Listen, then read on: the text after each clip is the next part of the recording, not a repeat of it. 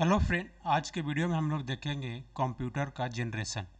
तो इसके पिछले वीडियो अगर आप लोग नहीं देखे हैं तो शुरू से ज़रूर देखिए, क्योंकि वहाँ पे मैंने जो है वो इंट्रोडक्शन से मैंने स्टार्ट किया है और जो है अभी हम जो है जनरेशन में पहुँच गए हैं। तो इस वीडियो में जो है हम लोग देखेंगे कंप्यूटर जनरेशन। तो वीडियो स्टार्ट करने से पहले अगर आप मेरे चैनल पर नए हैं तो मेरे चैनल को ज़रूर सब्सक्राइब करें और बेल आइकन को दबा दें ताकि जितने भी मेरे वीडियो है वो आप तक ज़रूर पहुँचे। तो चलिए वीडियो को स्टार्ट करते हैं। तो सबसे पहले हम लोग देखेंगे कंप्यूटर का फर्स्ट जनरेशन। फर्स्ट जनरेशन जो है इसका पीरियड अगर हम लोग देखें तो 1940 to 1956। First generation computer were develop by vacuum tube और थर्मोमोनिक वेल्व मशीन। यानी फर्स्ट जनरेशन में जो हमारा टेक्नोलॉजी आया था वो था वैक्यूम ट्यूब।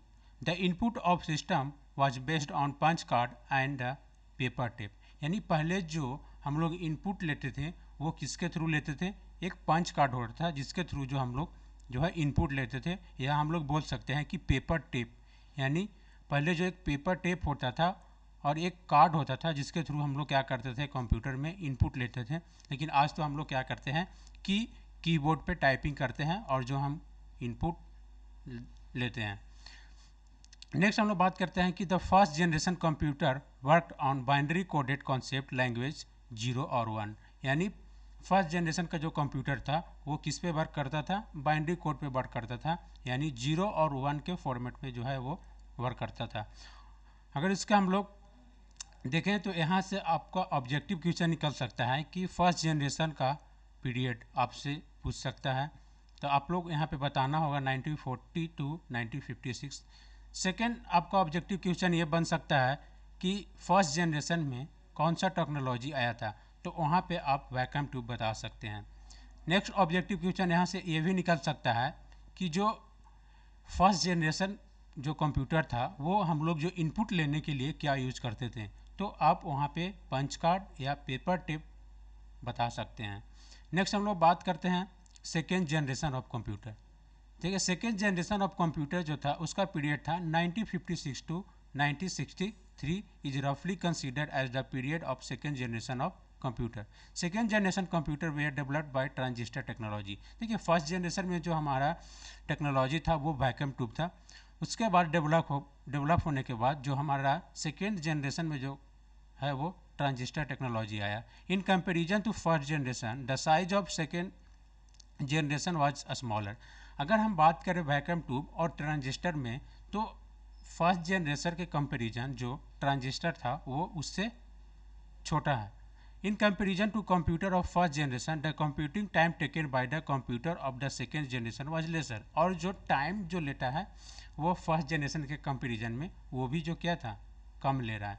तो धीरे धीरे जैसे हमारा जनरेशन बढ़ रहा है उसी तरह से हमारा क्या हो रहा है, डेवलपमेंट भी हो रहा है। तो देखिए यहाँ से भी ऑब्जेक्टिव क्वेश्चन निकलेगा, आपसे ये पूछा जा सकता है कि सेकेंड जनरेशन का जो टेक्नोलॉजी था वो क्या था, तो आपको वहाँ पे आंसर देना होगा ट्रांजिस्टर। नेक्स्ट हम लोग बात करेंगे third generation computer. Third generation computer का जो पीरियड था वो 1963 to 1971। The third generation computer were developed by using integrated circuit, जिसको हम लोग आईसी चिप से जानते हैं। देखिए, थर्ड जनरेशन जब हमारा आया तो क्या हुआ कि वैक्यूम ट्यूब और वैक्यूम ट्यूब के बाद ट्रांजिस्टर, और थर्ड जनरेशन में जो हमारा एक इंटीग्रेटेड सर्किट टेक्नोलॉजी आया। चलिए आगे देखते हैं। In comparison to computer of second generation the size of computer of third generation was smaller. यानी अगर हम कंपैरिजन करें फर्स्ट और सेकेंड जनरेशन का, तो ये जो इंटीग्रेटेड सर्किट है वो उससे भी छोटा हो गया। In comparison to the computer of second generation the computing time taken by the computer third generation was lesser. और जो हमारा टाइम भी है वो भी क्या है, कम लेने लगा। तो धीरे धीरे हमारा जिस तरह से कंप्यूटर का जनरेशन जो डेवलप होते गया उसी तरह से हमारा साइज भी कम होते गया और हमारा जो टाइम जो है वो भी कम होते गया। The third generation computer consume less power and also generated less heat. अब क्या है कि यहाँ पे जो है कि थर्ड जनरेशन का जो कंप्यूटर है वो क्या है, एज ए कंपेरिजन करें सेकेंड और फर्स्ट जनरेशन से, तो पावर जो कंजप्शन है वो भी कम है, और जो है अगर कॉस्ट की हम लोग बात करें तो वो भी कम है। और जो जैसे अगर हम लोग बात करें कि फर्स्ट जनरेशन का जो कंप्यूटर था वो थोड़ा ज़्यादा हीट होता था। तो अब भी जो है वो थर्ड जनरेशन में देखिए यहाँ पे बताया गया है कि also generated less heat. The maintenance cost of the computer third generation was also low, यानी कॉस्ट का भी खर्चा क्या हो गया, वो कम हो गया। The computer system of the computers of the third generation was easier and commercial use, और ये जो हमारा थर्ड जनरेशन का जो कंप्यूटर जो है वो कॉमर्शियल यूज में भी आने लगा। तो देखिए यहाँ से भी आपका ऑब्जेक्टिव क्वेश्चन बनेगा। पहला ऑब्जेक्टिव क्या बनेगा, वो पीरियड बन सकता है। सेकेंड जनरेशन में टेक्नोलॉजी क्या आया था, इंटीग्रेटेड सर्किट आया था। ये जो मैं बता रहा हूँ वो इम्पॉर्टेंट पॉइंट बता रहा हूँ।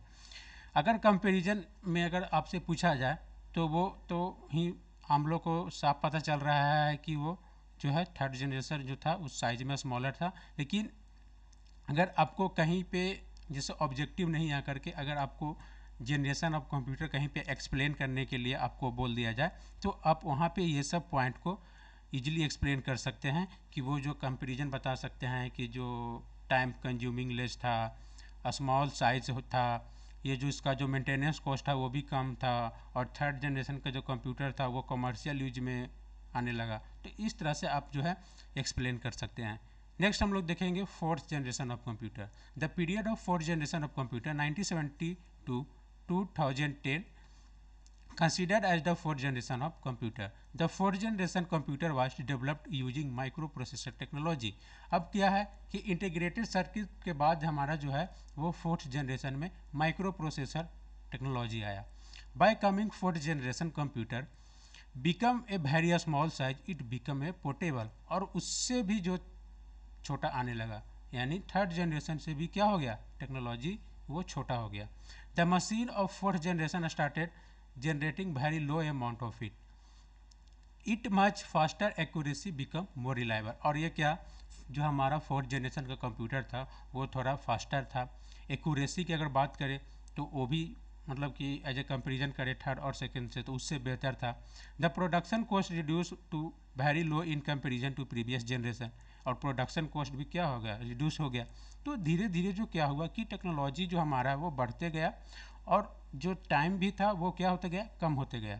It become available common people as well, यानी फोर्थ जनरेशन का जो कंप्यूटर था वो लोगों के पास भी क्या होने लगा, उपलब्ध होने लगा, अवेलेबल होने लगा। तो इस तरह से जो हमारा जो जनरेशन क्या होते गया, बढ़ते गया।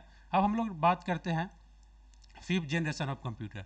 The period of fifth generation computer 2010 to till date and beyond, यानी अभी हमारा फिफ्थ जनरेशन चल रहा है। roughly considered as period fifth generation of computer. By time the computer generation was being categorized on the basis of hardware only, but the fifth generation technology also includes software। यानी fifth generation में जो है वो हम लोगों को जो category जो दिया गया वो हार्डवेयर के साथ साथ उसमें जो है सॉफ्टवेयर भी इंक्लूडेड किया गया। The computer of the fifth generation had high capability and large memory capacity. और क्या हो गया कि जब हमारा फिफ्थ जनरेशन कंप्यूटर आया वो मेमोरी जो कैपेसिटी था वो भी काफ़ी बड़ा होते गया। The working bit computer of this generation was fast and multitask could be perform simultaneously. और जो फिफ्थ जनरेशन का जो कंप्यूटर था वो काफ़ी ज़्यादा फास्ट हो गया और हम लोग एक साथ मल्टीपल टास्क को कर सकते हैं साइमल्टेनियसली। यानी पहले जो क्या होता था कि हम लोग कोई भी टास्क एट ए टाइम एक बार कर सकते थे, लेकिन इसमें जो है हम लोग एट ए टाइम जो है मल्टीपल टास्क कर सकते हैं।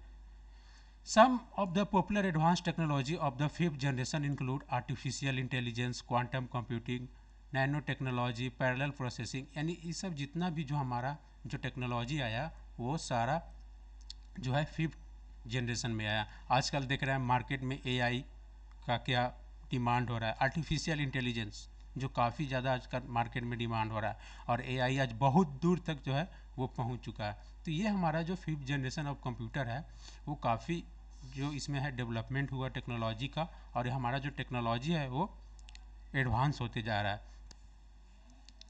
तो ये था जनरेशन ऑफ कंप्यूटर। दोस्तों अगर मेरा वीडियो अच्छा लगा हो तो मेरे वीडियो को लाइक करें और ज़्यादा से ज़्यादा शेयर करें।